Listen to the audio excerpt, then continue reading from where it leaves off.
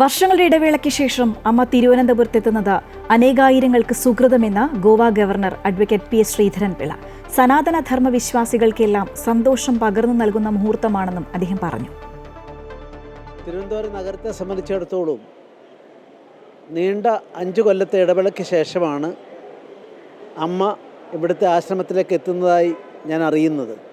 തീർച്ചയായും ഇതൊരു എല്ലാവർക്കും സനാതനധർമ്മ വിശ്വാസികൾക്കെല്ലാം സന്തോഷം പകർന്നു നൽകുന്ന മുഹൂർത്തമാണ്.